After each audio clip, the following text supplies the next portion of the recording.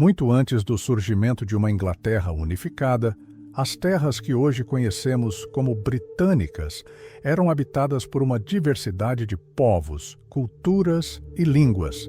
Para entender como os celtas e os normandos se conectam à formação da Inglaterra, é preciso recuar milhares de anos até os primórdios da ocupação humana nas Ilhas Britânicas. Ali, em meio a florestas densas, colinas úmidas e vales profundos, viviam os povos que hoje agrupamos sob o nome de celtas, embora essa designação seja uma simplificação de uma miríade de tribos e culturas. Os celtas não eram um grupo unificado. Eram compostos por várias tribos que compartilhavam uma língua e algumas tradições, mas que muitas vezes guerreavam entre si.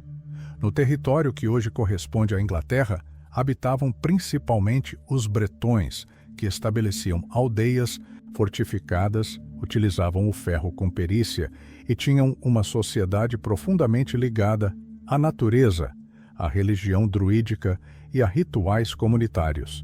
Esses primeiros povos celtas marcaram a paisagem física e cultural da ilha, criaram os primeiros caminhos, plantaram as sementes das futuras divisões territoriais e deram início a estruturas sociais que seriam, mais tarde, absorvidas e transformadas por invasores.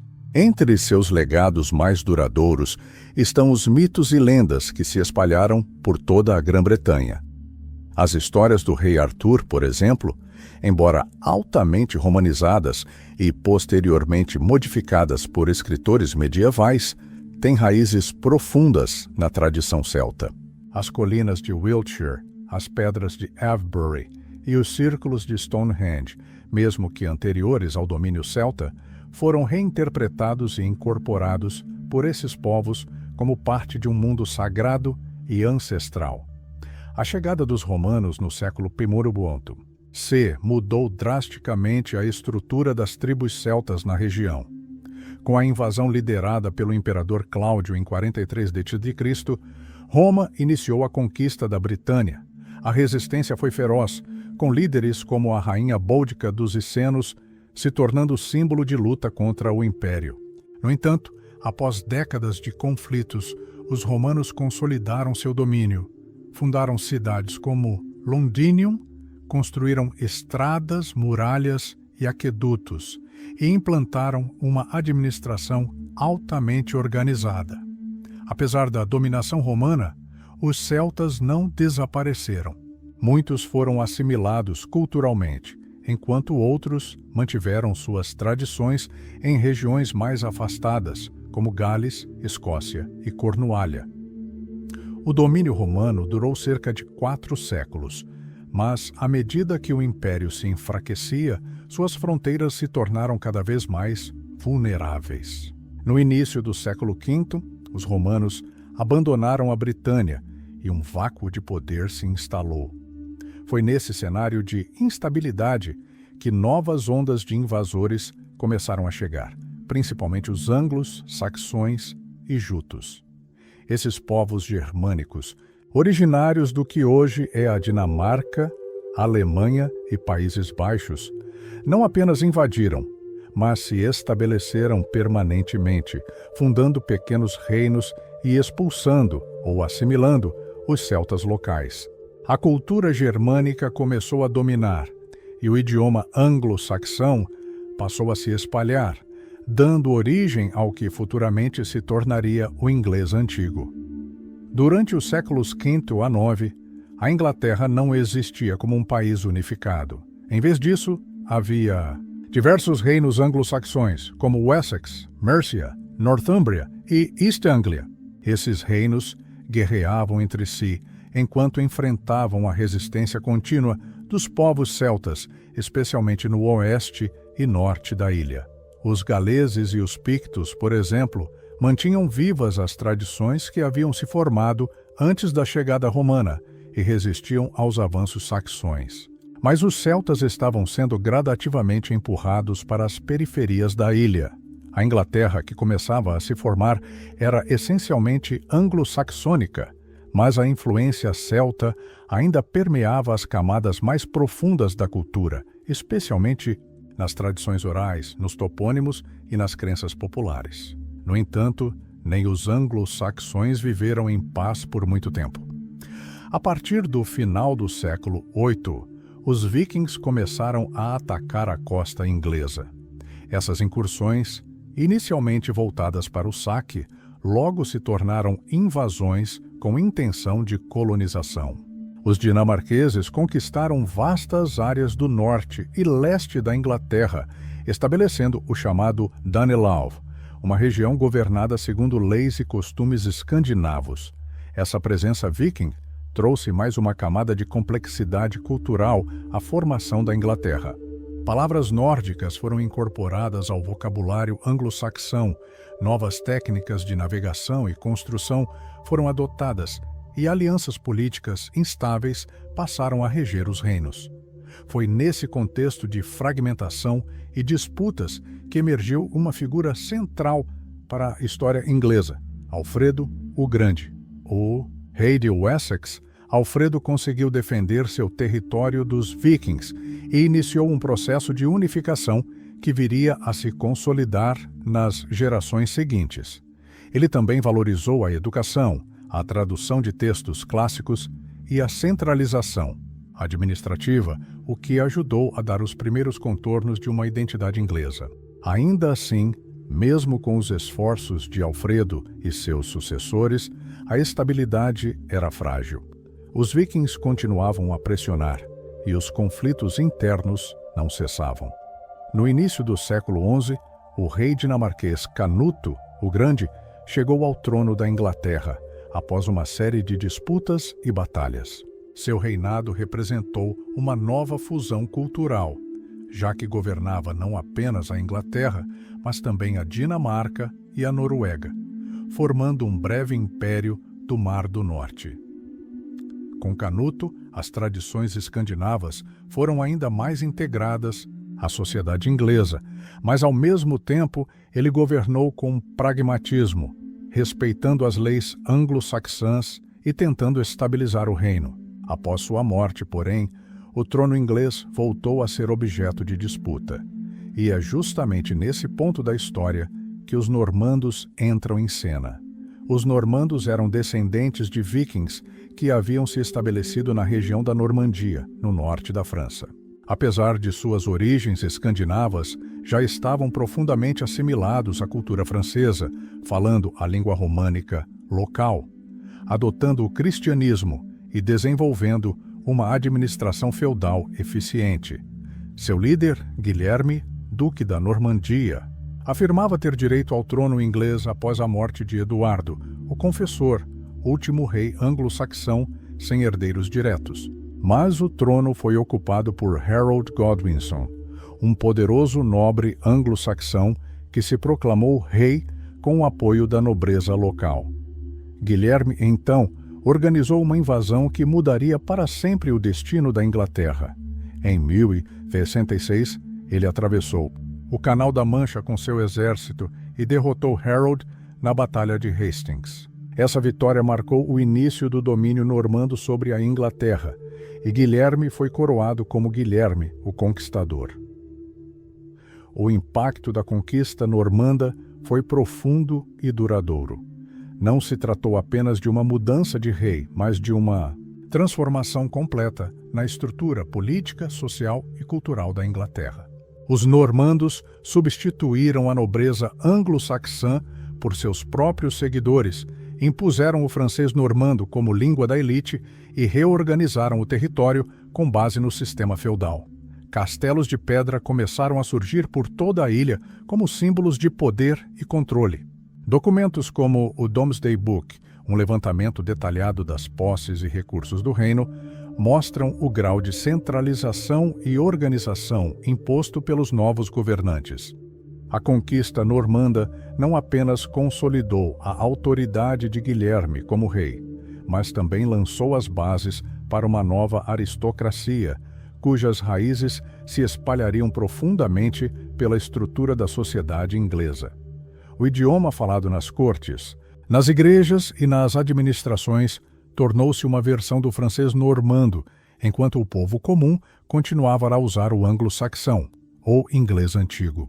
Essa separação linguística criou um abismo entre os governantes e os governados, influenciando inclusive a maneira como a identidade inglesa seria moldada nos séculos seguintes. A elite normanda controlava vastas porções de terra, concedidas diretamente por Guilherme como recompensa pela lealdade na conquista. Esses feudos transformaram completamente o panorama rural inglês, introduzindo o modelo feudal continental em detrimento da organização anglo-saxã anterior. Os castelos, até então raros e rudimentares, tornaram-se centros de comando militar e de dominação sobre a população local. A presença deles em locais estratégicos era um lembrete constante da nova ordem imposta. Essa centralização não foi apenas física, mas também simbólica e política. Guilherme impôs a autoridade régia sobre todos os senhores feudais, exigindo um juramento de lealdade direto ao rei, algo incomum em outros modelos feudais europeus. Com isso, ele evitava que os barões normandos adquirissem poder excessivo e ameaçassem sua autoridade. Era uma forma de equilibrar o poder entre uma aristocracia forte e um monarca ainda mais forte. A Igreja também passou por uma reorganização profunda. Bispos saxões foram substituídos por normandos e catedrais começaram a ser construídas em estilo românico, muitas das quais ainda hoje se destacam como marcos da arquitetura inglesa. A aliança entre o trono e a Igreja fortaleceu o domínio normando e contribuiu para o desenvolvimento de uma cultura erudita, escrita majoritariamente em latim e francês, mas que começaria a absorver gradativamente o anglo-saxão na literatura e nas leis. Com o tempo, o contato constante entre a nobreza normanda e a população anglo-saxã resultou em um processo de fusão linguística e cultural.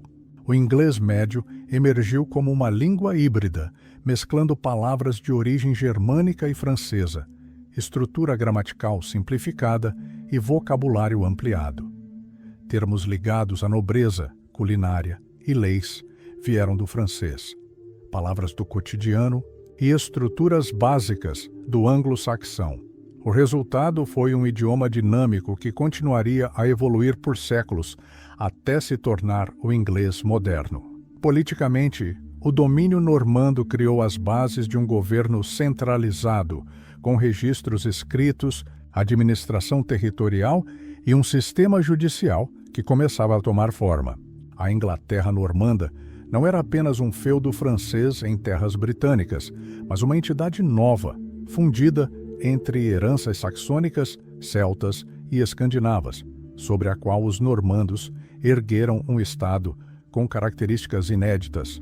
Para a época, as consequências da conquista não pararam na mudança de regime. Ela inaugurou uma fase de instabilidade prolongada, com frequentes rebeliões locais e conflitos de sucessão.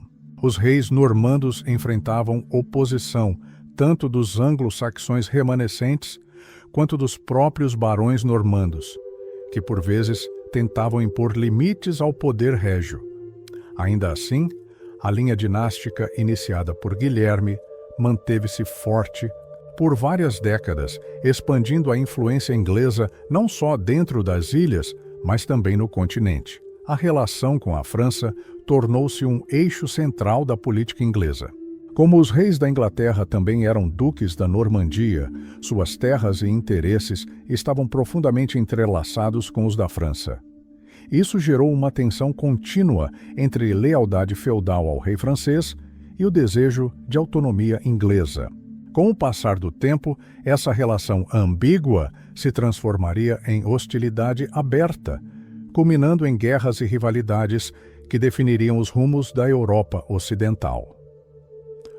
Com Henrique I, filho de Guilherme, o governo inglês viu um avanço administrativo marcante. Ele fortaleceu os tribunais reais, criou cargos para administradores profissionais e expandiu o controle sobre os condados. Mas seu reinado também marcou o início de disputas internas pelo trono, sobretudo após a morte de seu filho, o que levou a um período conhecido como a Anarquia, uma guerra civil entre sua filha Matilde e Estevão de Blois.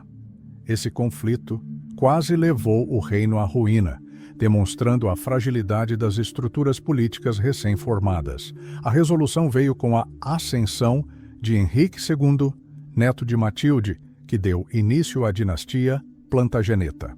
Henrique II foi um dos monarcas mais notáveis da história inglesa. Além de expandir o território do reino, consolidando o chamado Império Angevino, que se estendia da Escócia até os Pirineus, ele reformou profundamente o sistema judiciário, criando as bases para o Common Law, o direito comum inglês, que ainda hoje influencia muitos sistemas jurídicos ao redor do mundo. O reinado de Henrique II também ilustra como o legado normando evoluiu para algo além da simples dominação. Embora descendesse diretamente de Guilherme, sua política, suas alianças e sua visão de poder estavam moldadas por um contexto em que elementos celtas, saxões e normandos já estavam fundidos. Sua disputa com Thomas Becket, arcebispo de Canterbury, exemplifica o delicado equilíbrio entre coroa e igreja, algo que se arrastaria por séculos na história inglesa. Se os celtas haviam deixado uma marca espiritual, simbólica e linguística na fundação do país, os normandos haviam deixado uma estrutura: o castelo, a catedral, o sistema feudal, o idioma aristocrático e as bases de um direito nacional. No entanto, o povo inglês não era mais puramente celta, nem saxão, nem viking, nem normando. Era um produto de todos esses encontros e embates, com uma identidade cada vez mais distinta. É interessante notar que, apesar de toda essa fusão, as populações de origem celta continuaram existindo em regiões específicas da Grã-Bretanha.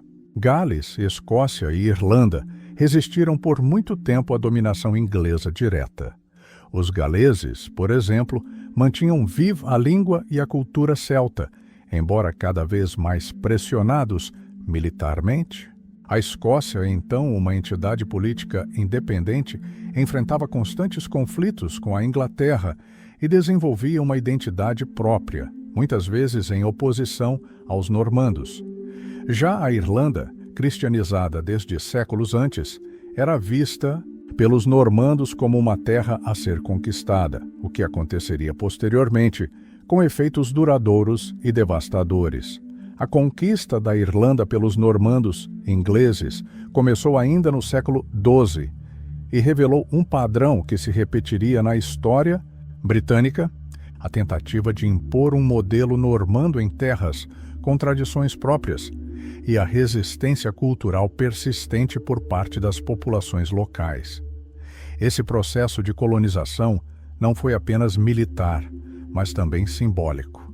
Mostrava como a Inglaterra, uma terra moldada por conquistas e fusões, se tornava agora ela própria uma potência conquistadora.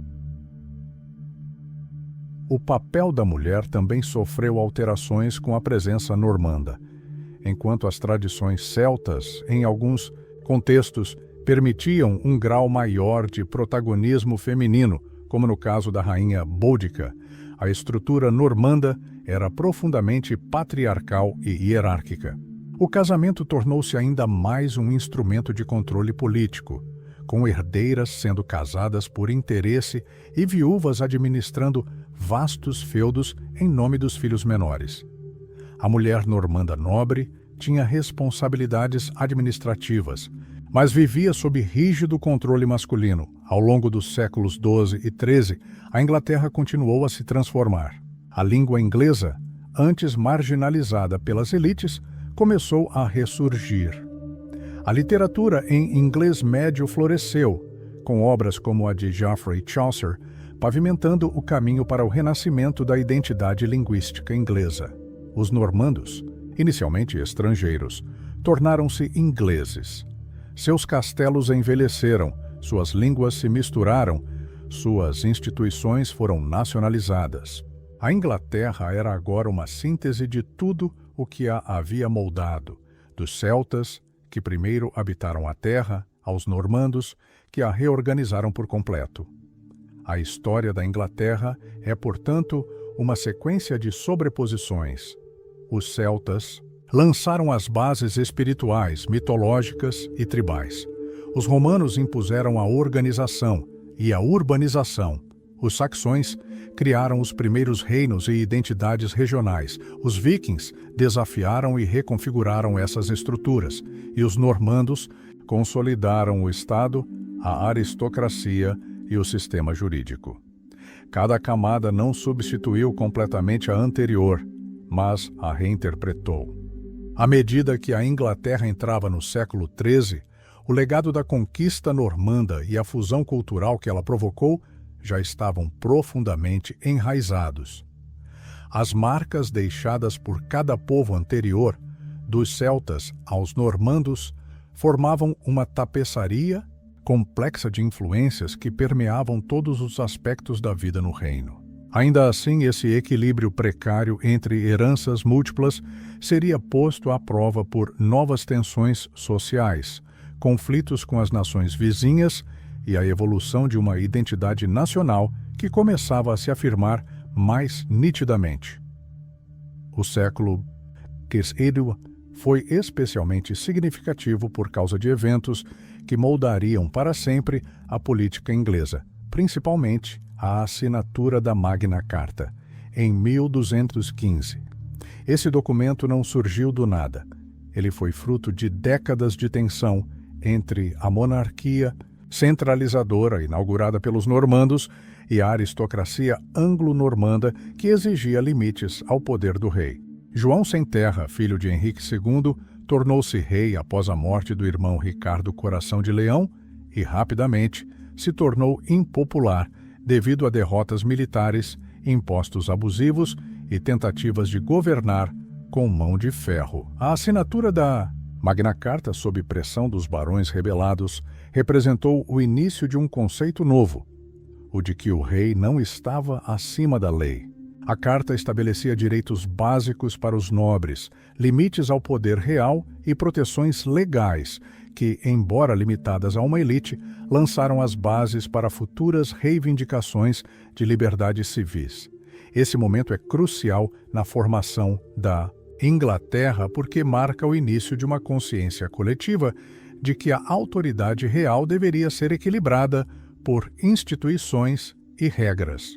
Uma ideia que, séculos depois, influenciaria revoluções, constituições e democracias modernas.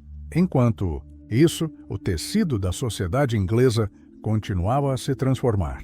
A aristocracia normanda, que antes dominava de forma quase estrangeira, já se considerava plenamente inglesa. Os sobrenomes franceses ainda distinguiam a nobreza, mas a língua inglesa começava a retomar seu espaço até mesmo nos tribunais e documentos oficiais.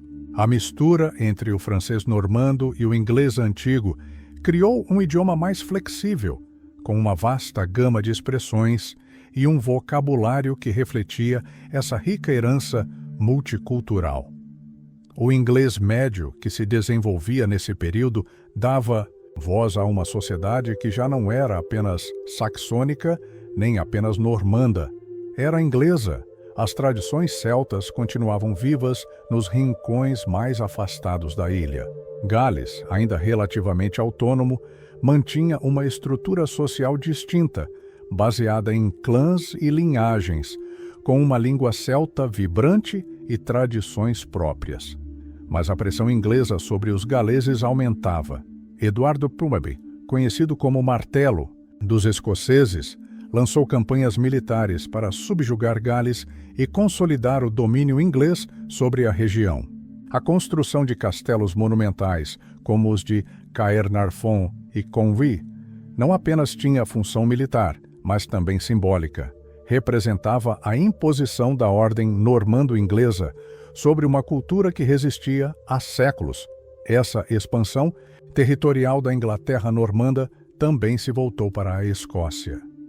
Ao longo dos séculos XIII e XIV, os conflitos entre ingleses e escoceses se intensificaram. A morte de Alexandre III da Escócia e, posteriormente, de sua neta Margarida, a donzela da Noruega, deixou um vácuo sucessório que Eduardo I tentou explorar. Ele declarou soberania sobre a Escócia, nomeando um rei vassalo, John Balliol, o que levou a uma série de revoltas. A resistência escocesa foi encarnada por figuras como William Wallace e Robert the Bruce, cujas campanhas épicas mostraram que a Escócia não cederia facilmente ao controle normando-inglês. Esse ciclo de guerras entre Escócia e Inglaterra entre 1296 e 1357, conhecidas como as Guerras de Independência Escocesa, foi crucial para a formação de identidades distintas. Enquanto a Inglaterra consolidava um modelo de Estado centralizado, a Escócia resistia com fervor nacionalista, preservando sua língua gaélica, tradições celtas e autonomia política. As batalhas travadas, como a de Stirling Bridge ou Bannockburn, tornaram-se marcos não apenas militares, mas de afirmação cultural. E, mais uma vez, o pano de fundo dessas lutas era a herança antiga dos celtas e sua contínua presença como força viva e ativa na região. Durante esse período, outro elemento importante da formação inglesa entrou em cena: o parlamento.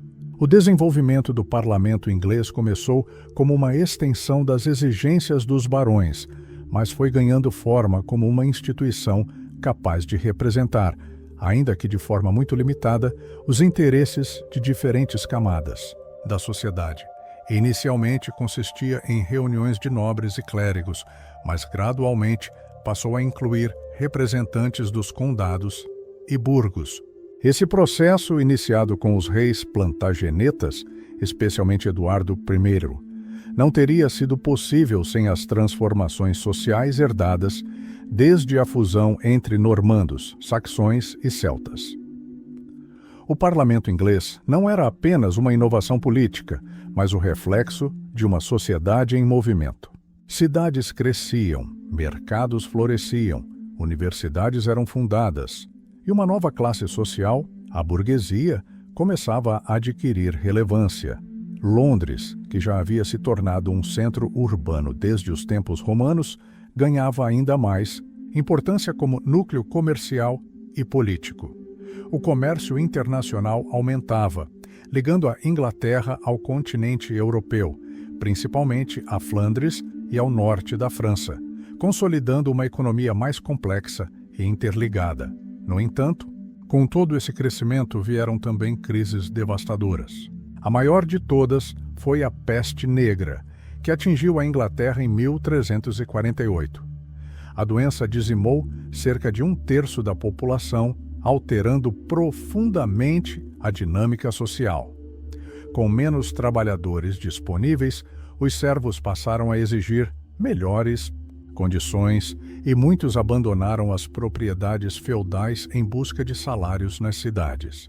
Isso abalou as estruturas do sistema feudal, imposto pelos normandos, e acelerou a transição para uma economia baseada no trabalho livre, o que teve repercussões importantes na consolidação de uma identidade nacional menos estratificada.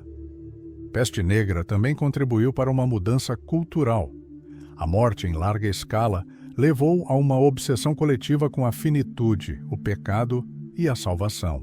A arte tornou-se mais sombria, a literatura mais reflexiva e a religiosidade popular mais intensa.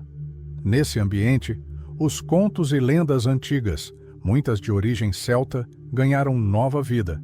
Histórias sobre heróis míticos, florestas encantadas, cavaleiros em busca do Graal e reis de tempos esquecidos circulavam com vigor, alimentando a imaginação popular e ajudando a manter viva uma herança cultural que havia resistido por séculos.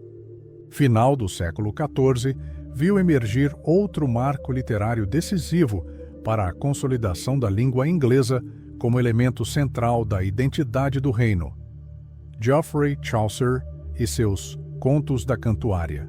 Pela primeira vez desde a conquista normanda, uma grande obra literária era escrita em inglês, não em latim ou francês. Isso representava uma virada simbólica. A língua da população comum, fruto de misturas e transformações seculares, agora era também a língua da arte, da ironia, da crítica social e do imaginário nacional. Em paralelo, a Inglaterra continuava envolvida em conflitos externos, principalmente com a França. A Guerra dos 100 Anos, iniciada em 1337, teve raízes dinásticas, econômicas e territoriais. Os reis ingleses, descendentes dos normandos, ainda detinham feudos em território francês e reivindicavam o trono da França. A guerra, que se estendeu até 1453, com períodos de trégua e retomada, foi mais um fator de reforço à identidade inglesa. A oposição constante à França, agora tida como o outro, solidificou a percepção de que os ingleses já não eram parte do continente, mas uma nação insular, distinta e autônoma. Durante essa longa guerra, heróis nacionais como Henrique V emergiram, e vitórias como a de Azincourt foram celebradas como feitos épicos. No entanto, a guerra também trouxe enormes custos financeiros, instabilidade política e desgaste social. Quando terminou, a Inglaterra havia perdido quase todas as suas possessões no continente. Paradoxalmente, essa derrota fortaleceu a identidade insular inglesa. Sem territórios na França, os ingleses voltaram seus olhos para dentro, buscando consolidar seu poder, sua cultura e sua soberania. Internamente, a instabilidade culminaria na Guerra das Rosas, um conflito dinástico entre as casas de York e Lancaster, ambas descendentes de Eduardo III. O confronto mergulhou o país em uma guerra civil prolongada entre 1455 e 1487, que terminou com a ascensão da dinastia Tudor sob Henrique VII. Com os Tudors, especialmente Henrique VIII e sua filha, Elizabeth I, a Inglaterra entraria em um novo capítulo de sua história, marcado pela reforma protestante, pela centralização do Estado e pela expansão marítima. Mas tudo isso, da fundação das instituições à transformação da língua, da fusão das culturas à consolidação territorial, só foi possível porque, séculos antes, os celtas haviam povoado a ilha com suas tradições, os saxões haviam edificado os primeiros reinos, os vikings haviam deixado sua marca e os normandos haviam reorganizado todo o sistema de poder. Sem os normandos, não haveria castelos, nem parlamento, nem common law. Sem os celtas, não haveria os mitos, os nomes, a conexão com a terra. E foi desse caldeirão que nasceu a Inglaterra medieval, que agora emergia das trevas da Idade Média para se preparar para a Renascença e para um novo papel no mundo. A ascensão da dinastia Tudor, em 1485, com Henrique VII, marcou um momento decisivo na consolidação de uma Inglaterra unificada sob uma monarquia nacional forte. Depois de décadas de guerra civil entre as casas de York e Lancaster, a vitória de Henrique Tudor na Batalha de Bosworth encerrou um período de instabilidade política e deu início a um governo que pretendia restaurar a ordem, reconstruir o prestígio da coroa e reforçar o sentimento de unidade nacional. Embora as disputas dinásticas fossem, em essência, conflitos entre ramos de uma mesma elite normando-inglesa, os efeitos sociais e culturais foram profundos, contribuindo para uma reconfiguração do poder e da identidade no reino. Henrique VII compreendia a importância da estabilidade e da conciliação. Casou-se com Isabel de York, unindo simbolicamente as casas rivais e fortalecendo sua legitimidade. Durante seu reinado, promoveu reformas administrativas e financeiras que restauraram as finanças do Estado, reduzindo a dependência da coroa em relação aos barões. Essa centralização do poder foi uma continuação direta do modelo normando de governo, mas agora com maior autonomia e foco na construção de um Estado nacional moderno. A monarquia inglesa, que começara a se desenhar com Guilherme, o Conquistador, ganhava contornos ainda mais firmes e organizados. A influência normanda também continuava presente na forma como o poder era exercido. As estruturas do feudalismo haviam mudado, mas os castelos, as tradições jurídicas e o sistema de propriedade ainda eram heranças palpáveis. Ao mesmo tempo, as antigas raízes celtas seguiam ecoando na cultura popular, nos contos, nas crenças e na geografia. Nas regiões periféricas, especialmente no país de Gales, Escócia e Irlanda, as tradições celtas resistiam e, muitas vezes, se fortaleciam justamente por estarem em contraste com a política centralizadora de Londres. Foi no reinado de Henrique VIII, filho de Henrique VII, que a Inglaterra atravessou uma das mais profundas transformações de sua história: a separação da Igreja Católica e a fundação da Igreja Anglicana. Embora motivada inicialmente por razões pessoais, a recusa do Papa em anular seu casamento com Catarina de Aragão, a ruptura com Roma teve consequências políticas, sociais e culturais de largo alcance. O ato de supremacia, que declarou o rei como chefe supremo da Igreja da Inglaterra, retirou qualquer autoridade estrangeira sobre os assuntos religiosos do país e permitiu a dissolução dos monastérios, cujas terras foram redistribuídas à nobreza leal à coroa. Essa redistribuição teve dois efeitos diretos. Primeiro, fortaleceu a classe nobre e a gentry, uma camada social intermediária que ganhava poder e influência.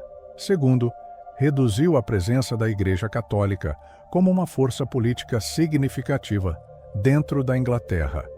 Essa mudança religiosa não apenas consolidava a autoridade do monarca, mas também estabelecia uma nova base para a identidade nacional. A Inglaterra não era mais apenas uma terra conquistada pelos normandos ou habitada pelos descendentes dos celtas. Era agora uma nação com sua própria igreja, seu próprio monarca como chefe espiritual e um senso crescente de destino separado do continente europeu. A ruptura com Roma também acentuou o conflito com a Irlanda, uma terra com forte tradição católica e laços celtas ainda bastante presentes. Henrique VIII se proclamou rei da Irlanda, substituindo o antigo título de Senhor da Irlanda, uma mudança simbólica que indicava a intenção de transformar a ilha em parte integral do Estado inglês.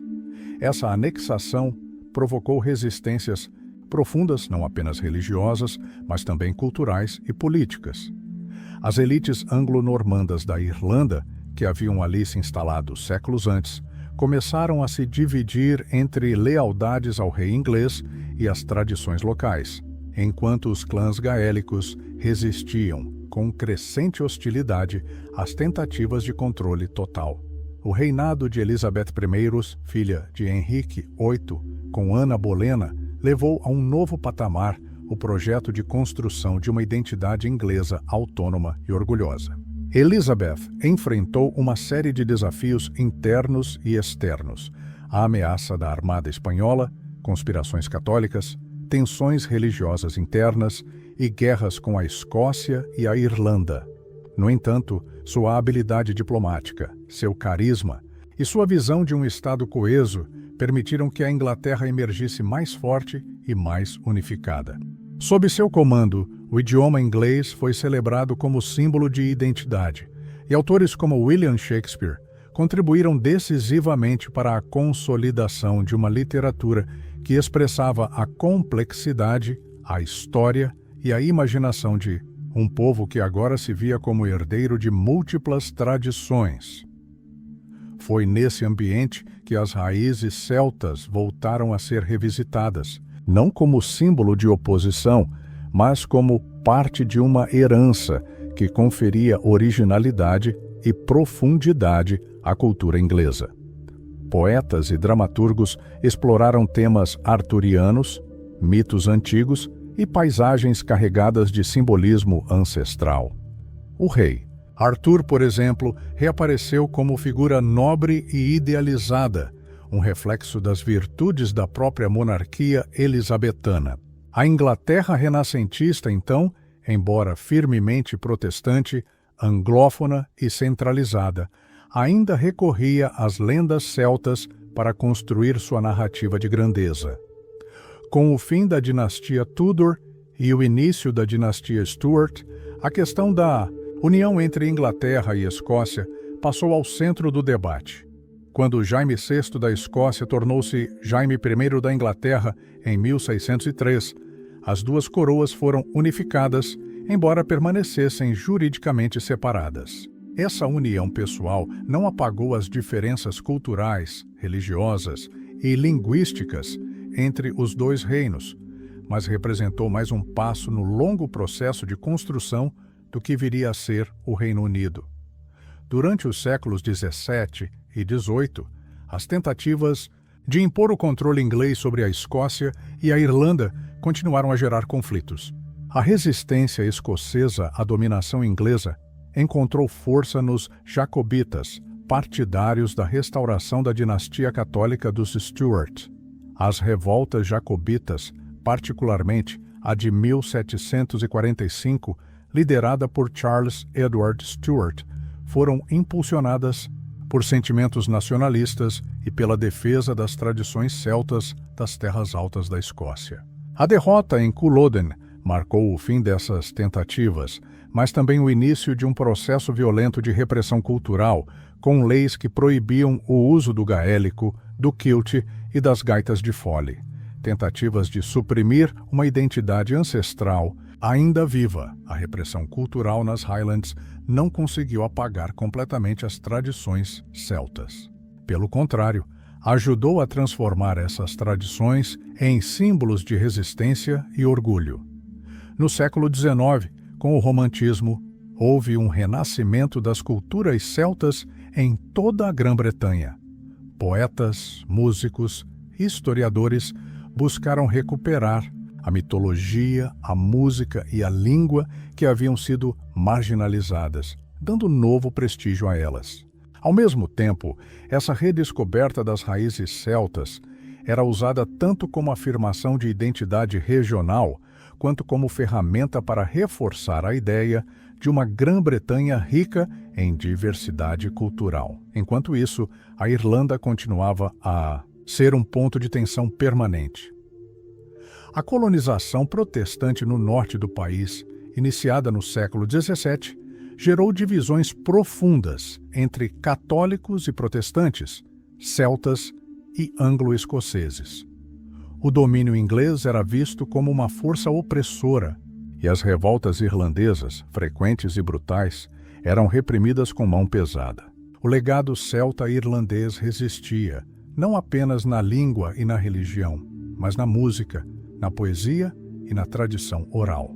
O nacionalismo irlandês, que ganharia força no século XIX, teria como pilares justamente essa herança ancestral que contrastava com o racionalismo normando e o pragmatismo inglês.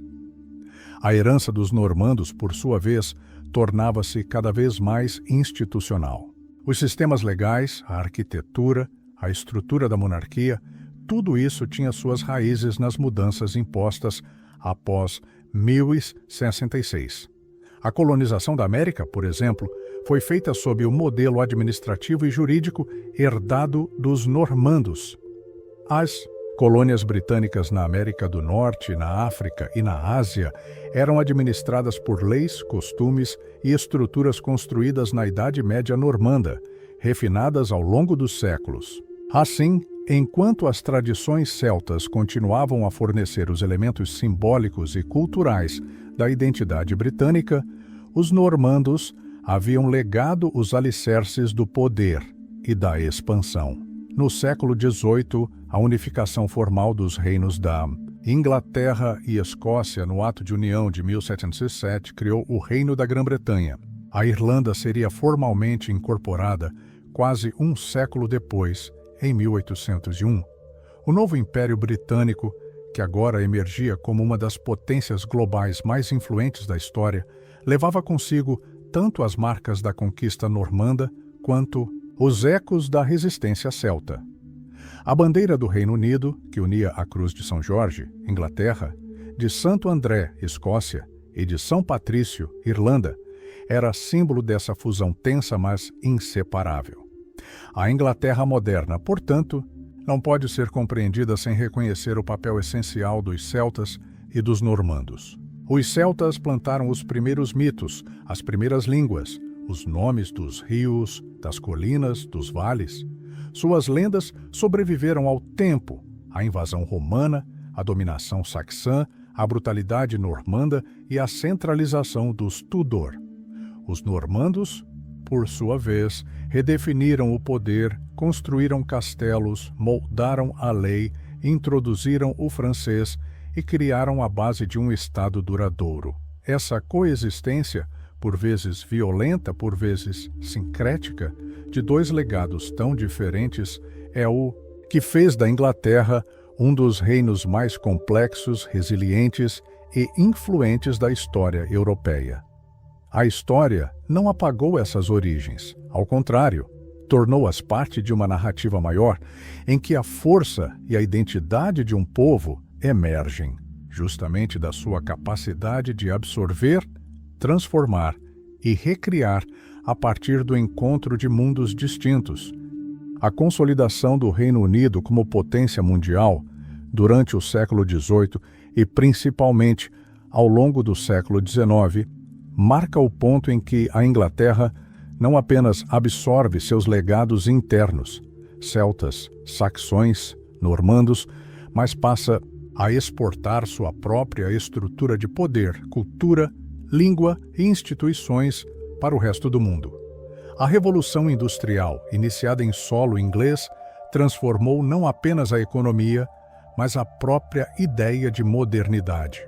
E tudo isso teve como base a estabilidade e a organização social herdadas de séculos de construção gradual, impulsionada por cada povo que por ali passou e deixou suas marcas. O modelo de administração pública, desenvolvido a partir das práticas normandas, refinado pelas reformas dos Tudors e dos Stuart, e fortalecido pelas ideias iluministas e pela eficiência da burocracia vitoriana, permitiu que o Império Britânico se expandisse com uma espantosa coesão. O Common Law, sistema jurídico inglês baseado em precedentes, tornou-se a espinha dorsal de grande parte da legislação nos territórios colonizados. Essa base legal, embora nascida das tradições anglo-saxãs, foi sistematizada durante o domínio normando e adaptada, ao longo dos séculos, como um instrumento poderoso de controle e governança. Onde quer que o império se estendesse, ia junto o modelo inglês de justiça, muitas vezes sem considerar as tradições jurídicas locais, em grande parte descendentes de sistemas celtas, tribais ou religiosos. Mas, dentro da própria Grã-Bretanha, a relação entre os legados celta e normando permanecia marcada por tensões não resolvidas. A Irlanda, por exemplo, já era há muito tempo um palco de conflitos recorrentes. As rebeliões contra o domínio britânico no final do século XVIII e início do XIX, como a revolta de 1798 dos Irlandeses Unidos, evidenciavam que, mesmo após séculos de tentativas de assimilação, a identidade celta resistia com força. As lutas tinham cunho político, religioso e cultural. O idioma gaélico, a música tradicional, a religião católica e as narrativas populares irlandesas permaneciam como símbolos de resistência diante de um poder centralizado em Londres, identificado com uma herança normando-protestante que pouco dialogava com a realidade irlandesa. Na Escócia, embora a união política estivesse consolidada desde 1707, a identidade cultural se afirmava com intensidade. O ressurgimento do interesse pelas Highlands, impulsionado por escritores como Walter Scott, ajudou a reabilitar a imagem do guerreiro celta, antes considerado bárbaro e rebelde, como herói romântico. As tradições das Terras Altas, perseguidas e proibidas após as derrotas jacobitas, agora eram celebradas como patrimônio nacional. Paradoxalmente, essa valorização do passado celta foi possível justamente por causa da segurança política proporcionada por um Estado britânico forte, centralizado e herdeiro das instituições construídas sob influência normanda. Immunities, outras palavras, o próprio aparato que uma vez oprimiu, passou a ser usado para preservar e promover o que antes buscava apagar. A cultura popular inglesa, cada vez mais globalizada no século XIX, também voltou seus olhos para suas origens. A redescoberta da literatura medieval, as adaptações dos mitos arturianos e o fascínio pela ancestralidade celta invadiram livros, peças, músicas e, mais tarde, os primeiros filmes. A Rainha Vitória, por exemplo, cultivava um gosto particular pelas Highlands escocesas, tendo adquirido o castelo de Balmoral, onde se envolveu com o estilo de vida local, mesmo que de maneira idealizada. Esse gesto, aparentemente pessoal, teve profundas repercussões simbólicas, pois reforçava a noção de que o Reino Unido não era uma entidade artificial, mas sim uma aliança profunda entre povos com raízes ancestrais complementares. Essa ideia de complementaridade, de que os celtas contribuíram com o espírito e os normandos com a ordem, tornou-se um dos mitos fundadores do imaginário britânico. Ainda que simplificado, ele ajudava a explicar a coesão de um império formado por nações tão distintas. A língua inglesa, já estabelecida como ferramenta universal, carregava em si os traços dessa fusão. Muitas das palavras cotidianas derivavam do anglo-saxão, o vocabulário técnico vinha do francês normando, e os nomes de lugares e lendas mantinham vivos os sons do celta antigo. Assim, a própria fala do povo era um testemunho vivo de uma história de camadas superpostas. Mas o século XIX também assistiu ao início do questionamento desse modelo imperial. O crescimento dos movimentos nacionalistas, o avanço do pensamento democrático e o surgimento de novas forças sociais colocaram em xeque a ideia de uma identidade única. Na Irlanda, o renascimento celta, ou Celtic Revival, ganhou fôlego. Intelectuais, poetas, dramaturgos e músicos buscavam revalorizar a cultura irlandesa como um instrumento de resistência política e social. A fundação da Liga Gaélica, a publicação de jornais em irlandês e o florescimento da literatura de nomes como W.B. Yeats e Lady Gregory marcaram uma tentativa consciente de retomar a narrativa celta, interrompida pela colonização normanda e posterior imposição cultural inglesa. O movimento culminaria em eventos dramáticos, como a Revolta da Páscoa de 1916 em Dublin. Essa insurreição, embora fracassada militarmente, acendeu o pavio que levaria à Guerra de Independência e, em última instância, à criação do Estado Livre Irlandês em 1922. Foi o desfecho mais expressivo da longa tensão entre o legado celta e a hegemonia normando-inglesa. Mesmo assim, a separação foi parcial. A Irlanda do Norte permaneceu sob domínio britânico, tornando-se um microcosmo tenso e complexo, onde tradições celtas e normandas continuaram a se confrontar diariamente. Na Escócia, embora a separação política não tenha ocorrido, os séculos XX e XXI testemunharam uma crescente busca por autonomia. A criação do Parlamento escocês em 1999, fruto do processo de devolução, restaurou parcialmente a governança local. E com ele veio um renascimento da cultura, da língua gaélica e de símbolos nacionais escoceses. A celebração das raízes celtas tornou-se uma parte essencial do orgulho escocês moderno. E, embora integrado ao Reino Unido, o país passou a se afirmar cada vez mais como entidade, com identidade histórica própria, moldada, mas não apagada, pelas influências externas. A própria Inglaterra, centro do poder normando, e epicentro do Estado britânico, passou a revisitar sua história com um olhar mais crítico.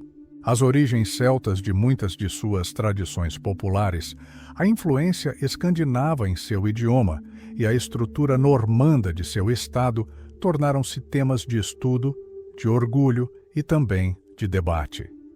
Em um tempo em que o multiculturalismo, a diversidade e a inclusão ganham espaço, a ideia de que a Inglaterra nasceu da fusão de povos e não da pureza de um só, ressoa com força renovada. O mito do rei Arthur, por exemplo, foi reinterpretado inúmeras vezes.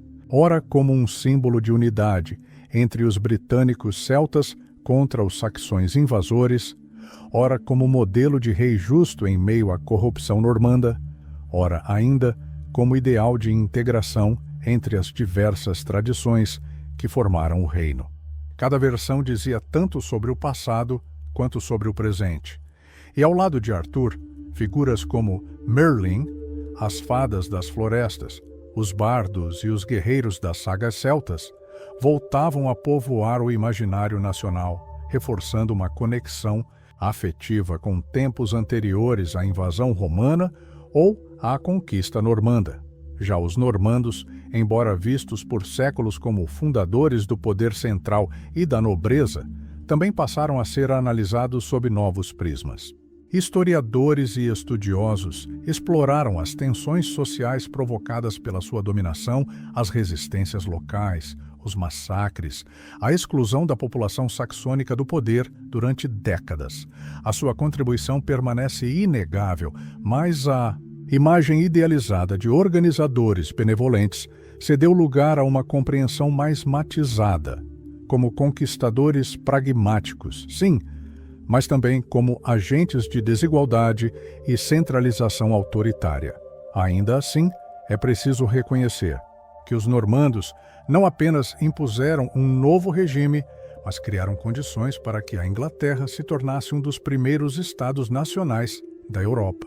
O sistema de castelos, a hierarquia feudal, a introdução de um censo como o Domesday Book, as reformas jurídicas e a imposição de um idioma da elite formaram a base para instituições que sobreviveram a séculos de transformação. Os celtas, por outro lado, foram frequentemente marginalizados, mas jamais desapareceram. Suas línguas, costumes, crenças e nomes resistiram, ora nas margens da ilha, ora nos interstícios da cultura dominante. E com o tempo, o que antes era visto como primitivo passou a ser celebrado como essencial. As florestas da Cornualha, as montanhas do país de Gales, os vales escoceses e os campos da Irlanda guardam, até hoje, vestígios dessa ancestralidade que jamais se deixou apagar. A Inglaterra do presente, ao olhar para seu passado, reconhece que é fruto desse entrelaçamento. O inglês falado nas ruas, os nomes das cidades, as leis que regem o país, as histórias contadas às crianças, tudo carrega um pouco de cada um desses povos. Os celtas forneceram as raízes, os mitos, o sentido de pertencimento à terra. Os normandos trouxeram a espada, o pergaminho, o palácio. Juntos, criaram a base de uma das nações mais influentes do mundo, não por sua pureza, mas por sua complexidade. A formação da Inglaterra moderna é marcada não apenas pela consolidação política e cultural, mas também pela forma como suas raízes foram reinterpretadas ao longo do tempo para atender às necessidades de identidade nacional, legitimação do poder e até mesmo de resistência. Os ecos dos celtas e normandos continuam a reverberar, não como ruídos do passado distante, mas como vozes ativas na construção da ideia de ser inglês. E essa construção não foi linear nem pacífica. Foi uma narrativa em disputa, constante, moldada por guerras, reformas, revoluções intelectuais, reinvenções artísticas e, sobretudo, por decisões políticas com impactos duradouros. Durante o século XX, o Reino Unido enfrentou 2 conflitos mundiais que colocaram à prova sua coesão interna. Na Primeira Guerra Mundial, Soldados escoceses, irlandeses, galeses e ingleses lutaram lado a lado, mas os relatos e registros posteriores mostraram que as identidades regionais não haviam sido apagadas. Pelo contrário, muitas vezes foram exacerbadas pelo contato forçado com o outro britânico. A forma como cada grupo se via e se sentia tratado pelas autoridades centrais de Londres expôs as camadas de um império onde a igualdade prometida raramente se concretizava plenamente. Na Segunda Guerra Mundial, embora o espírito de união tenha sido evocado com ainda mais força, especialmente durante o Cerco de Londres e os bombardeios alemães, as fissuras permaneceram.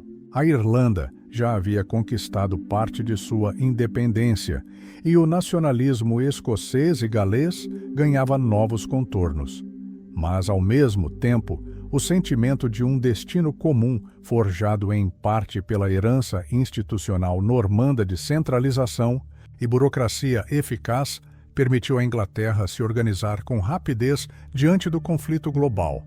Após 1945, a reconstrução do país se deu em meio a uma reavaliação profunda de suas raízes. O processo de descolonização, iniciado na Índia e se espalhando rapidamente por toda a África, Caribe e Ásia, forçou o Reino Unido a lidar com o próprio legado imperial e com a pergunta essencial: quem somos agora que não somos mais? Império? Nesse contexto, as histórias fundadoras da Inglaterra ganharam um novo fôlego.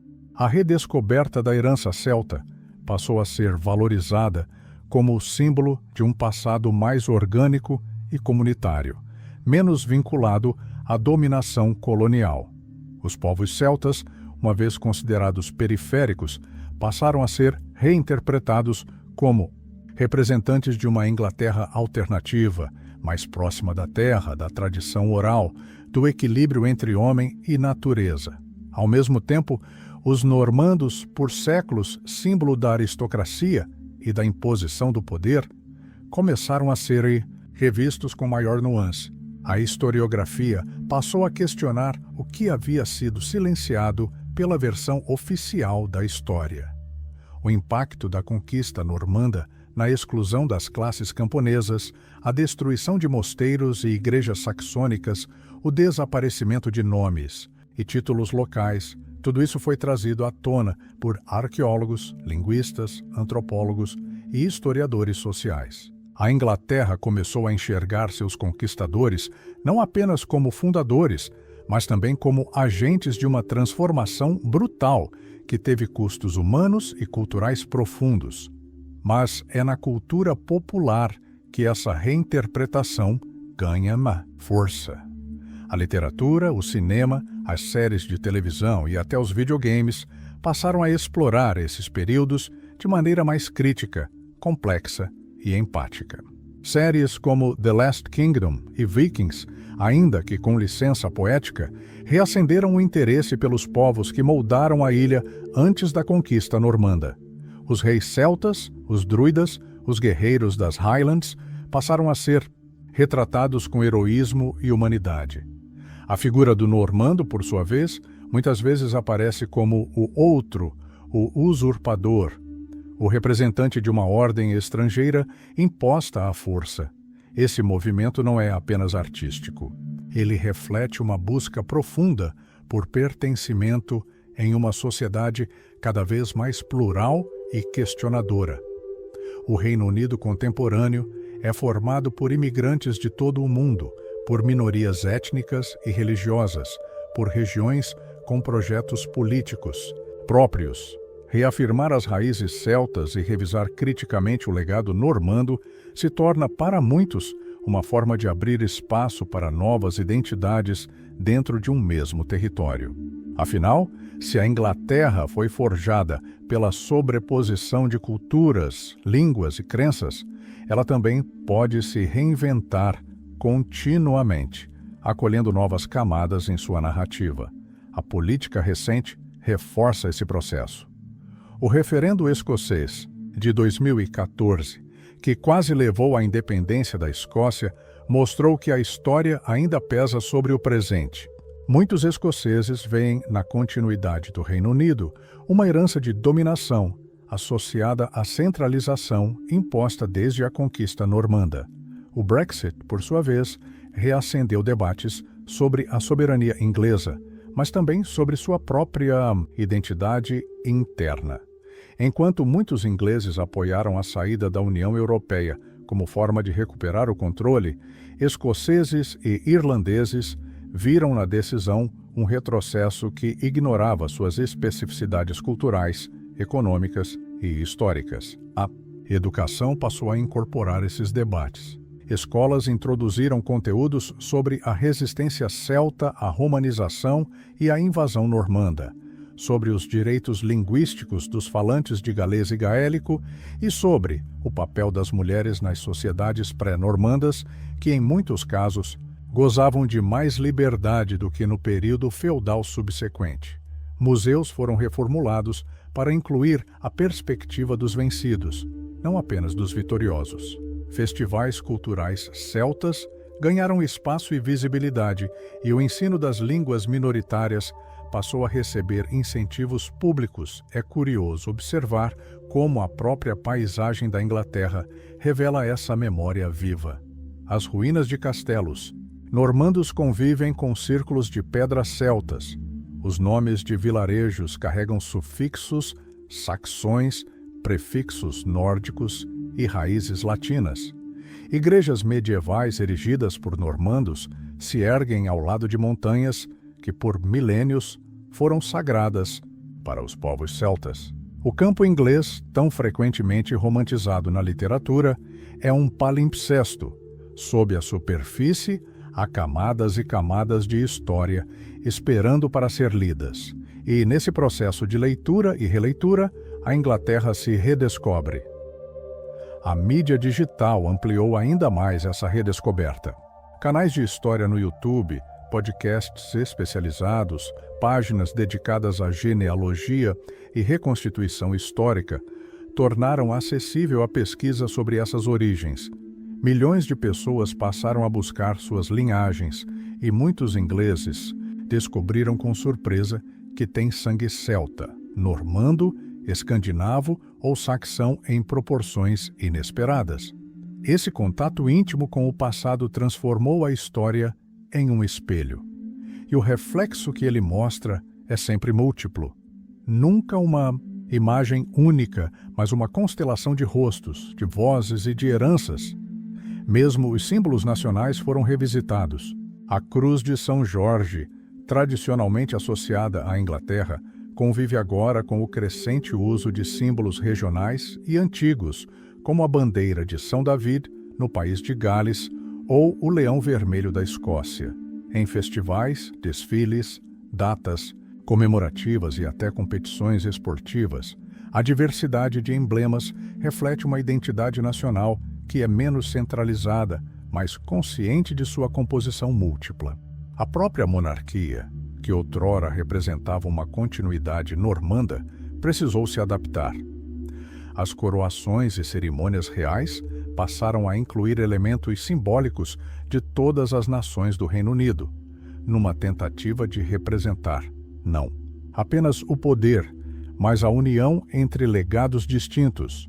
Ao final, o que os celtas e os normandos têm a ver com a formação da Inglaterra é tudo.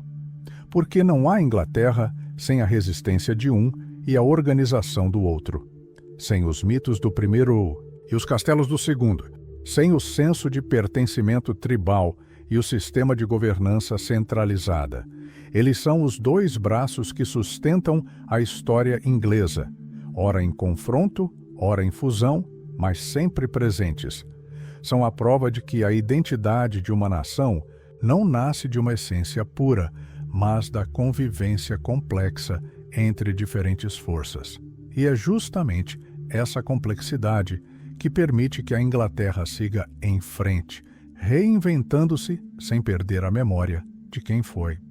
Nos séculos que se seguiram ao domínio normando e à persistência das heranças celtas, a Inglaterra ingressou em uma nova fase de sua formação. marcada não apenas por transformações políticas internas, mas também por seu papel crescente no cenário europeu e mundial. As raízes estabelecidas pelos povos antigos continuavam, muitas vezes de forma subterrânea, a influenciar decisões, culturas regionais e até o imaginário coletivo sobre o que significava ser inglês. A Inglaterra medieval começou a ceder espaço à Inglaterra renascentista, reformada, expansionista e, enfim, imperial, mas sem jamais se livrar completamente dos fios que a ligavam a seu passado. Durante a Idade Média tardia, especialmente entre os séculos XIII e XV, a monarquia inglesa consolidou-se como uma força centralizadora, herança direta da administração normanda. A burocracia real, o sistema judiciário e a cobrança de impostos foram refinados, e a figura do rei passou a assumir um papel quase místico, não apenas como chefe de governo, mas como símbolo da própria unidade da nação. Entretanto, essa centralização encontrou resistência constante nas regiões de influência celta. O país de Gales, a Escócia e, sobretudo, a Irlanda. No país de Gales, o espírito de resistência celta nunca se apagou. As montanhas e vales galeses serviram como refúgio e fortaleza para gerações de líderes que se opuseram à dominação inglesa. Ainda que Eduardo Pietro tenha conquistado o território no século XIII, construindo castelos imensos para controlar a população, os galeses continuaram a cultivar sua língua, sua poesia e seus heróis nacionais. Entre eles, Owain Glyndŵr, que liderou uma das maiores revoltas contra a coroa inglesa no início do século XV. A memória de Glyndŵr, aliás, sobrevive até os dias de hoje como símbolo de resistência cultural. Na Escócia, a relação com a Inglaterra foi ainda mais complexa. Nunca completamente subjugada pelos normandos, a Escócia manteve uma linhagem real própria e uma cultura distinta, apesar das guerras periódicas com os ingleses. Personagens como William Wallace e Robert the Bruce não apenas marcaram sua época, como foram mitificados ao longo dos séculos. Suas lutas pela independência escocesa foram celebradas em canções, crônicas e, mais tarde, em filmes, consolidando uma memória coletiva escocesa baseada na oposição ao domínio inglês. Ou, mais precisamente, a forma normanda de governo e imposição cultural. A Irlanda, por sua vez, foi transformada em laboratório da dominação colonial inglesa. Desde as primeiras incursões normandas no século XII, passando pela conquista total nos séculos seguintes, a relação entre ingleses e irlandeses foi marcada pela exploração, pela violência e pela tentativa sistemática de apagar a cultura celta local. A língua irlandesa foi proibida em vários períodos e as terras foram tomadas por colonos ingleses protestantes, o que agravou ainda mais os conflitos com a população católica nativa. O resultado foi uma sucessão de revoltas, massacres e ressentimentos que moldariam a história das Ilhas Britânicas por séculos. Esses conflitos não se deram apenas nas armas. Eles também aconteceram na linguagem, na religião, na arquitetura e na educação. A Igreja, por exemplo, foi um campo de batalha simbólico crucial. A Reforma Protestante, iniciada no continente, encontrou na Inglaterra um terreno fértil para mudanças dramáticas, principalmente durante o reinado de Henrique VIII. Quando o rei rompeu com Roma e fundou a Igreja Anglicana, ele não apenas reafirmou o poder central da monarquia, mas também desencadeou novas formas de opressão sobre os territórios celtas. O protestantismo, promovido como religião oficial, foi usado como ferramenta de colonização cultural, aprofundando ainda mais as divisões internas do Reino Unido. No entanto, a herança celta persistiu, mesmo nas margens. A música tradicional, os contos populares, as lendas antigas e a tradição oral continuaram a sobreviver em comunidades remotas e nos lares das famílias que se recusavam a esquecer. Já os normandos, longe de desaparecerem, tornaram-se cada vez mais sinônimos da elite. Os sobrenomes normandos passaram a figurar entre os nobres e altos funcionários da corte. A arquitetura normanda, com suas igrejas em estilo românico e fortificações imponentes, tornou-se padrão estético da autoridade. Essa distinção simbólica se tornou evidente na própria organização social da Inglaterra pós-medieval. Enquanto os celtas eram muitas vezes associados ao campo, à rusticidade e à tradição, os normandos representavam o urbano, o poder, o progresso. Essa dualidade ganhou força nos discursos intelectuais do Iluminismo, quando pensadores ingleses tentaram construir uma narrativa de identidade nacional baseada na razão, na ciência e na ordem. Valores que supostamente derivariam da herança normanda. Os celtas, nesse contexto, passaram a ser vistos com romantismo, mas também com certa condescendência, como representantes de uma pureza natural, porém atrasada. A literatura do século XVIII e XIX refletiu esse olhar.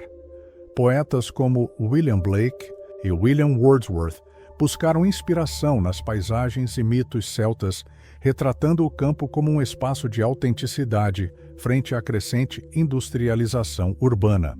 Ao mesmo tempo, historiadores e arqueólogos passaram a se interessar por sítios celtas e artefatos antigos, inaugurando um movimento de redescoberta do passado que caminhava lado a lado com o surgimento do nacionalismo britânico moderno. Era uma Inglaterra que buscava raízes profundas, capazes de justificar sua presença cada vez mais dominante no mundo.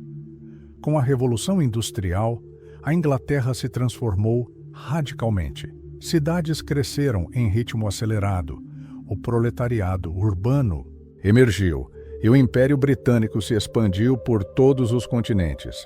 Essa nova Inglaterra, poderosa e global, passou a se ver como herdeira de uma trajetória histórica singular, uma trajetória que misturava conquista, resistência, assimilação e superioridade técnica. E, novamente, os normandos foram convocados como parte fundamental dessa narrativa de progresso. A centralização estatal, a administração racional, o sistema judiciário, tudo isso foi reinterpretado como produto da mentalidade normanda, agora vista com orgulho, mas, ao mesmo tempo, os movimentos culturais passaram a recuperar os elementos celtas como contraponto necessário. A Renascença celta, iniciada no século XIX, buscou valorizar a literatura, a música e as línguas das nações celtas, com destaque para o gaélico escocês, o galês e o irlandês. Intelectuais, escritores e políticos começaram a reivindicar esses legados como parte fundamental da identidade britânica, mas também como prova de que havia outras formas de ser dentro do Reino Unido. A multiplicidade tornou-se bandeira e a rigidez da narrativa normanda começou a ser desafiada. O sistema educacional, os museus e até os jornais da época passaram a dar espaço a essa pluralidade. O folclore celta foi incorporado em antologias e manuais escolares. Pintores e escultores buscaram inspiração nas pedras rúnicas, nas florestas sagradas, nos antigos heróis bardos. A cultura popular também se apropriou desses elementos, transformando mitos antigos em contos infantis, músicas em hinos nacionais e festas em celebrações públicas. Ao final do século XIX, com o surgimento do movimento pancéltico, líderes culturais e políticos dos países de herança celta passaram a se organizar em defesa da preservação de suas línguas e tradições. Congressos pancélticos foram realizados, reunindo representantes do país de Gales, Escócia, Irlanda, Bretanha, Cornualha e Ilha de Man. Nessas ocasiões, discutia-se não apenas o passado comum, mas também o futuro político e cultural desses povos. O renascimento das identidades celtas tornou-se, ao mesmo tempo, um gesto de resistência ao poder central inglês e uma maneira de reequilibrar a balança da história. Nesse ambiente efervescente, as contradições do Reino Unido começaram a se intensificar. A própria noção de Inglaterra passou a ser questionada. Seria ela uma entidade homogênea, forjada pela conquista normanda e pela administração imperial? Ou seria um mosaico de culturas, línguas e identidades, onde os celtas ainda tinham voz e espaço legítimo? A tensão entre esses dois modelos de nação continuaria a crescer durante o século XX, especialmente diante dos desafios colocados pelas guerras, pelas crises econômicas e pelas lutas por autonomia regional. Assim, a narrativa da Inglaterra nunca pôde ser escrita com tinta única. Ela é uma tapeçaria de fios celtas e normandos entrelaçados, alguns em harmonia, outros em conflito permanente. Enquanto os normandos deixaram os alicerces do Estado e da aristocracia, os celtas preservaram a alma popular, a resistência cultural, a memória da terra. E é nesse confronto e complementaridade que a Inglaterra foi se fazendo e desfazendo ao longo do tempo. Com o início do século XX, a Inglaterra mergulhava em um mundo em transformação acelerada. A Primeira Guerra Mundial não apenas alteraria o mapa político da Europa, mas também desafiaria o que significava ser britânico e, mais especificamente, o que significava ser inglês. O esforço de guerra trouxe à tona tanto a unidade forçada entre as nações que compunham o Reino Unido, quanto as tensões internas que há séculos fermentavam abaixo da superfície. Em meio a trincheiras e bombas, soldados galeses, escoceses, irlandeses e ingleses lutaram lado a lado, mas levavam consigo memórias, identidades e línguas distintas, muitas vezes incompreendidas pelo centro político em Londres. O trauma da guerra, com suas perdas humanas e seus choques culturais, foi seguido por um período de reconstrução nacional e, simultaneamente, de reinvenção do passado. No entre-guerras, os debates sobre identidade nacional ganharam novos contornos. Intelectuais passaram a questionar os mitos fundadores da Inglaterra e do Reino Unido. Surgiram movimentos nacionalistas nas regiões celtas, especialmente na Escócia e no país de Gales, exigindo maior autonomia política e valorização das respectivas culturas. Ao mesmo tempo, a herança normanda seguia presente como base do establishment. A aristocracia inglesa, os títulos de nobreza, o sistema jurídico e até o modelo de propriedade rural mantinham profundas raízes na estrutura pós-conquista. O inglês oficial do parlamento, a pompa da monarquia e a maneira como o governo era conduzido remetiam diretamente ao modelo implantado séculos antes pelos descendentes de Guilherme, o Conquistador. Ainda que invisíveis para a maioria da população, esses alicerces normandos davam forma à política e à economia do país, reforçando hierarquias e tradições que pareciam eternas, mas nem todos aceitavam esse status quo. O século XX assistiu ao fortalecimento de vozes alternativas que começaram a resgatar as tradições celtas não apenas como memória cultural, mas como instrumento de reivindicação política. O renascimento da língua galesa, por exemplo, ganhou fôlego após a Segunda Guerra Mundial, com campanhas de ensino nas escolas, programas de rádio e TV, e uma mobilização social que fez da língua um símbolo de resistência à homogeneização inglesa. Em paralelo, a Escócia passou a questionar de maneira mais incisiva sua permanência no Reino Unido, relembrando não só sua história independente, mas também os laços culturais com o mundo celta. Na Irlanda, a situação foi ainda mais dramática. Após séculos de opressão e luta, os irlandeses do Sul conseguiram finalmente a independência em 1922, com a criação do Estado Livre Irlandês. Mas a partilha da ilha, com a manutenção do Ulster sob controle britânico, manteve feridas abertas. A divisão entre católicos e protestantes, entre irlandeses e unionistas, foi a expressão moderna de conflitos muito mais antigos, enraizados na colonização normanda e na imposição da autoridade inglesa sobre territórios de cultura celta. A história da Irlanda do Norte, ao longo do século XX, foi marcada por violência, resistência e complexas negociações de identidade, uma das manifestações mais evidentes do embate entre as heranças normanda e celta no contexto britânico. Enquanto isso, dentro da própria Inglaterra, crescia o interesse popular por tradições ancestrais. Os festivais celtas se espalharam, os estudos sobre druidismo e espiritualidade pré-cristã ganharam espaço, e a música folclórica encontrou novas audiências. O romantismo por tudo que fosse antigo, natural ou autêntico alimentava uma nostalgia difusa que muitas vezes idealizava os celtas como símbolo de uma Inglaterra perdida no tempo, uma Inglaterra mais conectada com a terra, com a magia, com o mistério.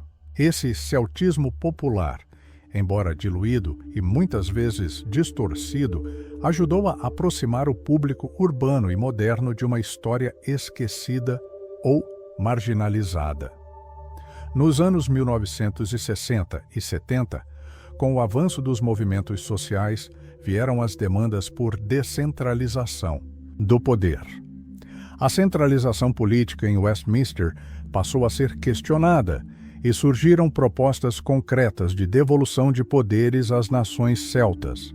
O resultado foi a criação, décadas depois, de parlamentos autônomos na Escócia e no país de Gales, e uma nova fase de discussão sobre independência e identidade nacional.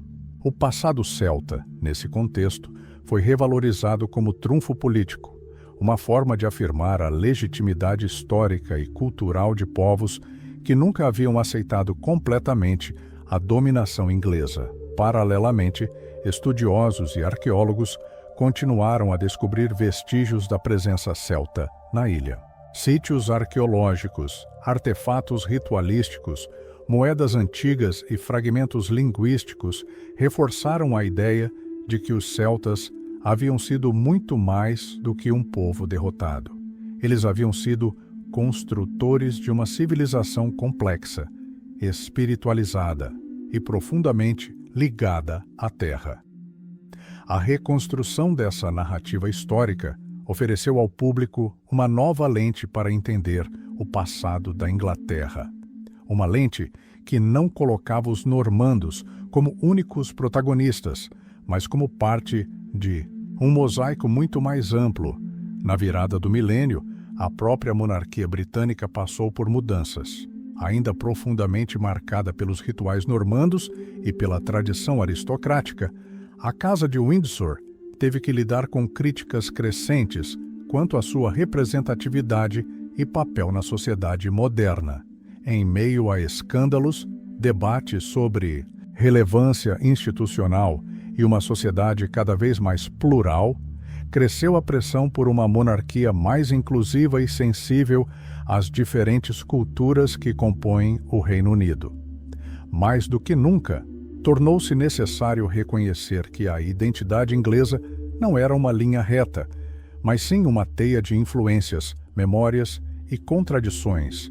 Com a explosão da internet e a globalização cultural, tanto os elementos normandos quanto os celtas encontraram novos canais para se expressar. Documentários, jogos, séries e romances históricos exploraram as histórias desses povos com nova intensidade. A saga de Guilherme, o Conquistador, os contos de Avalon, as lendas arturianas e as guerras escocesas ganharam o mundo em produções audiovisuais que popularizaram esses temas e provocaram novas gerações a se interessarem por suas origens. Curiosamente, muitas dessas produções fundem as influências, misturando aspectos históricos com fantasia, em narrativas que, mesmo imprecisas, revelam o desejo por reconexão com um passado complexo e fascinante. Ao mesmo tempo, nas ruas da Inglaterra contemporânea, questões identitárias voltaram a ocupar o centro do debate público. A imigração, o multiculturalismo e os dilemas do pós-Brexit forçaram a sociedade a se perguntar, mais uma vez, o que significa ser inglês. Nesse novo cenário, o passado celta e normando ressurge como referência e também como espelho de um país que sempre foi feito de encontros e desencontros. A Inglaterra nunca foi monolítica. Desde suas origens tribais, passando pelas invasões romanas, saxônicas e normandas, até as revoltas celtas e as modernizações institucionais, trata-se de uma terra que se fez e se refaz pela convivência, forçada e pela tensão criativa entre povos diferentes. O legado celta permanece vivo nas línguas regionais, nos nomes de lugares, na música, nos símbolos e nas reivindicações políticas. Já o legado normando está cristalizado nas instituições, na arquitetura oficial, nos brasões, nas cortes e nos ritos da elite britânica.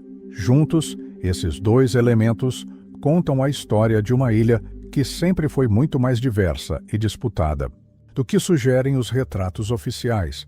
Compreender essa dualidade é essencial para entender por que a Inglaterra se tornou o que é e por que continua em permanente transformação. À medida que o século XXI avança, novas gerações voltam seus olhos para o passado em busca de sentido. Nas escolas, nos museus e nos espaços digitais, multiplicam-se os projetos que buscam reconectar os britânicos com suas raízes celtas, normandas, anglo-saxônicas e mais.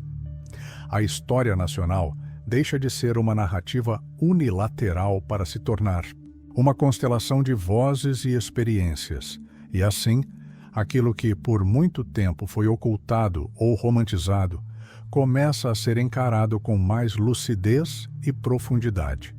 O aprofundamento da consciência histórica no século XXI trouxe consigo um novo tipo de reflexão, a necessidade de não apenas revisitar o passado, mas de entendê-lo a partir das suas camadas, contradições e silêncios. A Inglaterra, como entidade política e cultural, passou a ser vista menos como um produto de uma linha reta de conquistas, e mais como resultado de camadas sobrepostas de povos, línguas e tradições.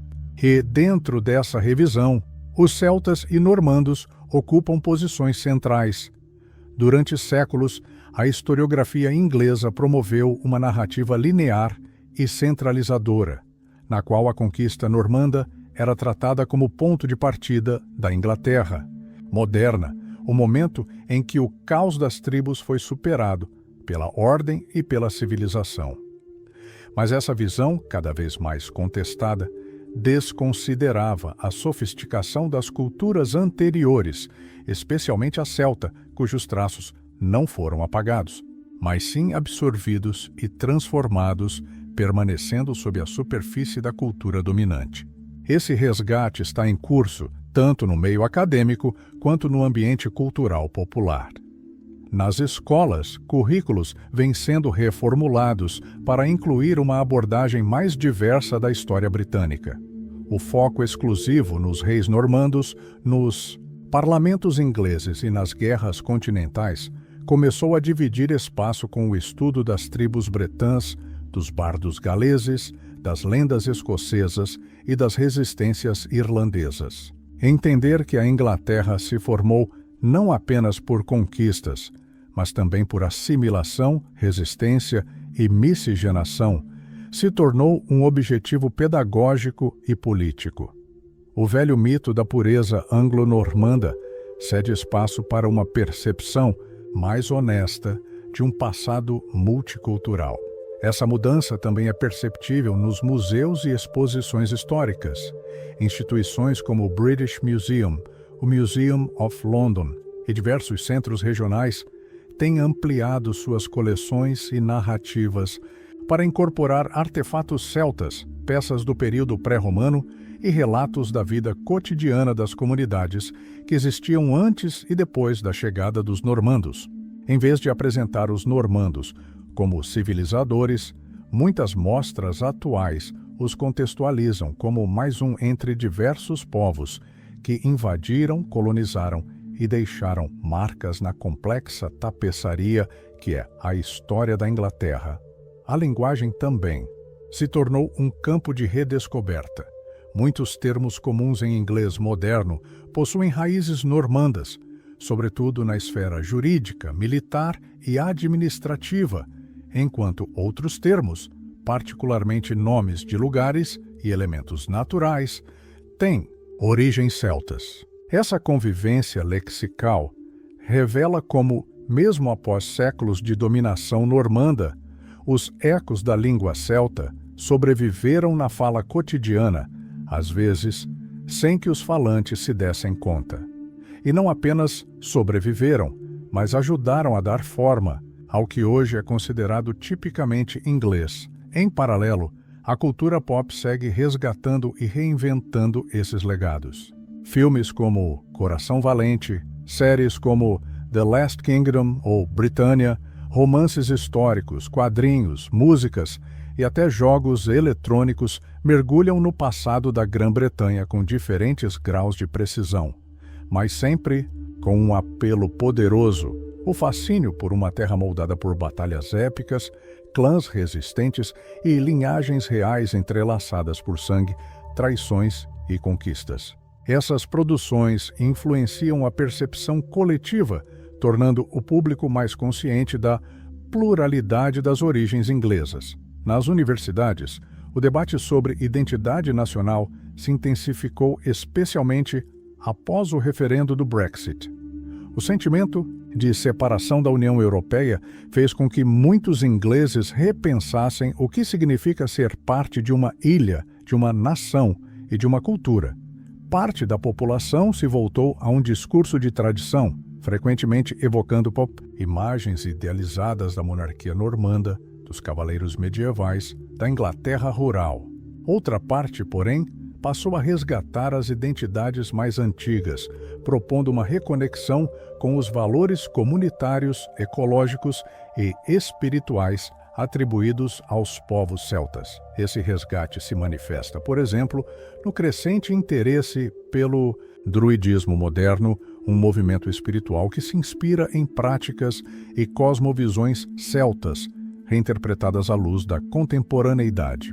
Embora distante das práticas históricas originais, o neopaganismo druida representa um desejo de ruptura com as estruturas religiosas e sociais introduzidas pelos conquistadores normandos e romanos. Ele propõe uma Inglaterra mais conectada com a natureza, menos hierárquica e mais sintonizada com as energias da terra, uma visão alternativa da identidade inglesa que contrasta fortemente com a formalidade aristocrática herdada dos normandos. Esse conflito simbólico entre as heranças celtas e normandas não é apenas cultural ou acadêmico, mas político. O debate sobre a independência da Escócia, por exemplo, não pode ser separado das tensões históricas entre os clãs celtas escoceses e a monarquia inglesa normanda. A oposição entre Westminster e Holyrood é também uma disputa por narrativa, histórica por legitimidade ancestral. Da mesma forma, os movimentos pela promoção das línguas regionais, como o galês e o córnico, enfrentam não apenas a indiferença, mas a resistência de setores que ainda veem o inglês normando como o único idioma da civilização britânica. A realidade, contudo, aponta para um futuro mais híbrido. A Inglaterra do século XXI é uma nação plural não apenas em termos étnicos e culturais contemporâneos, mas também em sua composição histórica. As influências normandas e celtas convivem, se misturam, se contradizem e se complementam. Em um bairro londrino, é possível encontrar uma escola que ensina galês, ao lado de um prédio judicial com arquitetura normanda. Um cidadão inglês pode ter sobrenome francês, mas celebrar o solstício em um círculo druida.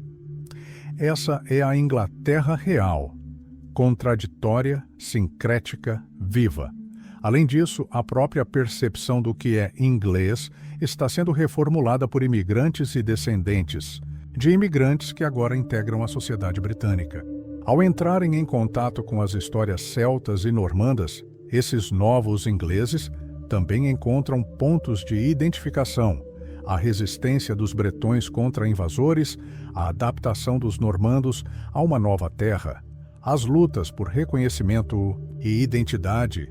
Tudo isso ressoa com a experiência de povos que hoje fazem parte da nação britânica, vindos da África, Ásia e Caribe.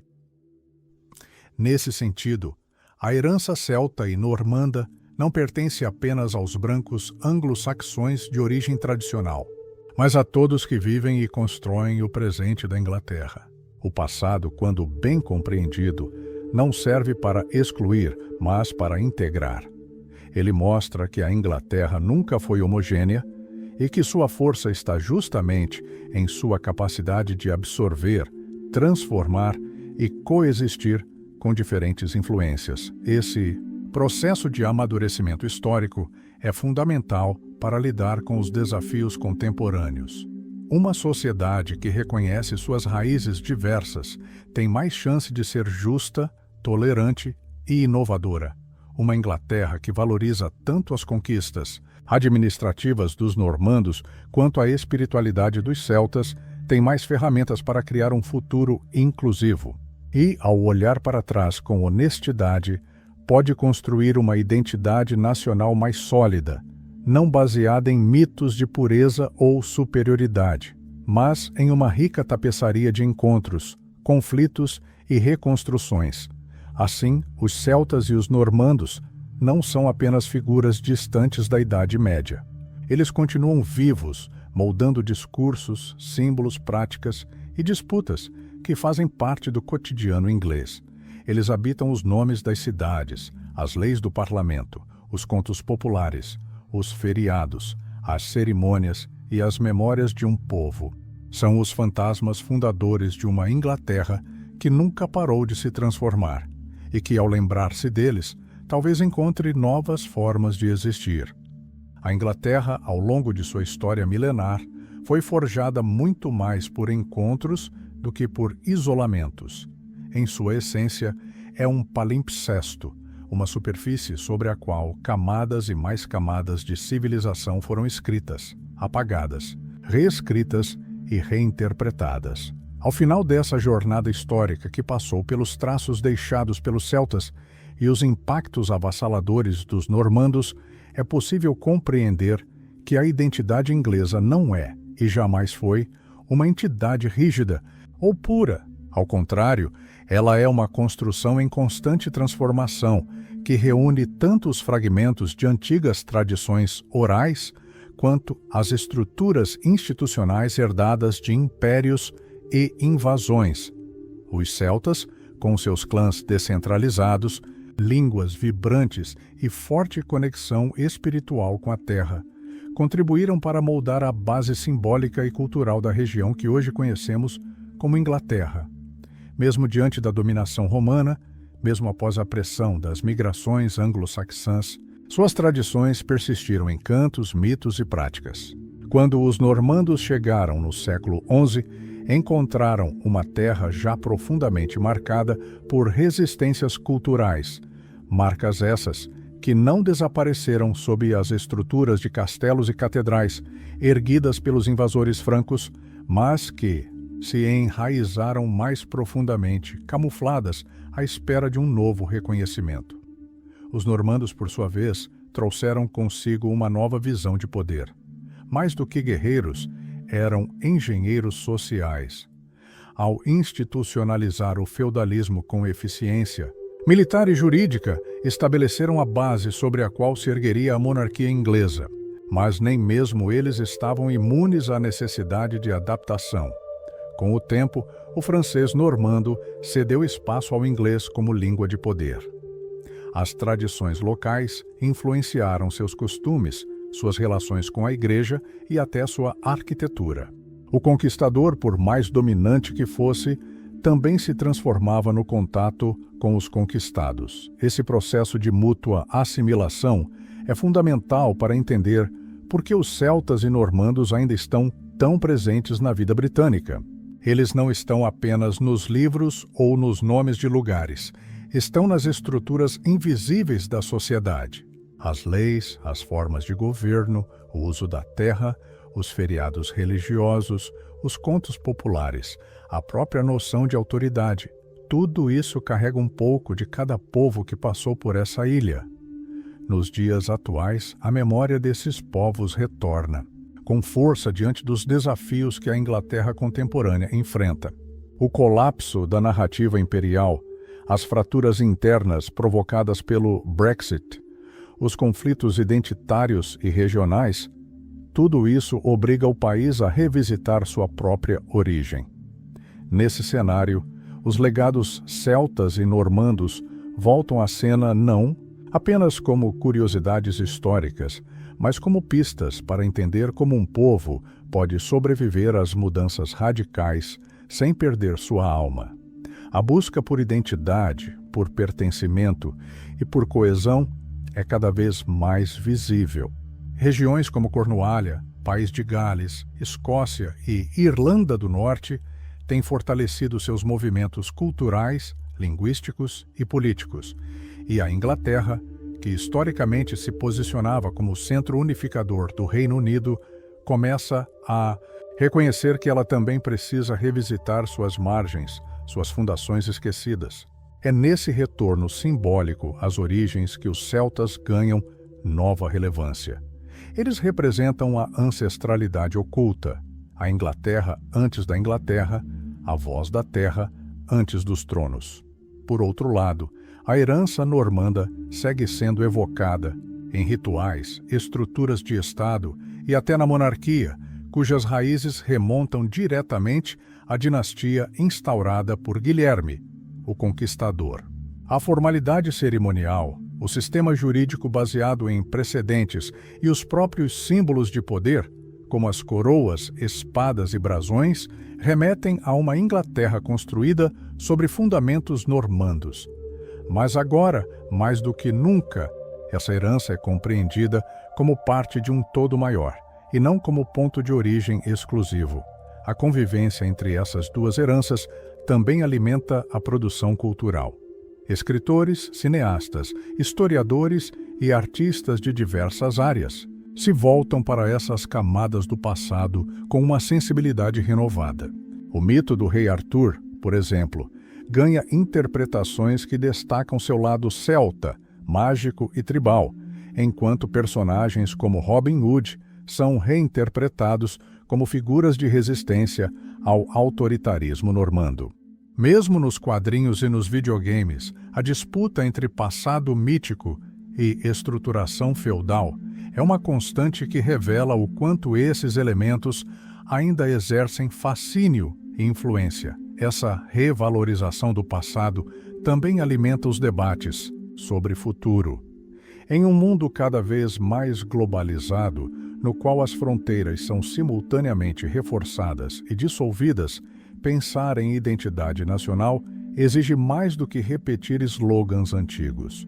Exige compreender que o que forma uma nação não é a exclusão das diferenças, mas a habilidade de integrá-las. E nesse aspecto, a história da Inglaterra é exemplar. Ela é a história de um lugar constantemente transformado por povos que vieram de fora e, ao chegarem, deixaram sua marca sem apagar totalmente a marca dos que estavam antes. Assim, a questão: o que os celtas e normandos têm a ver com a formação da Inglaterra, ganha contornos mais profundos. Eles têm tudo a ver.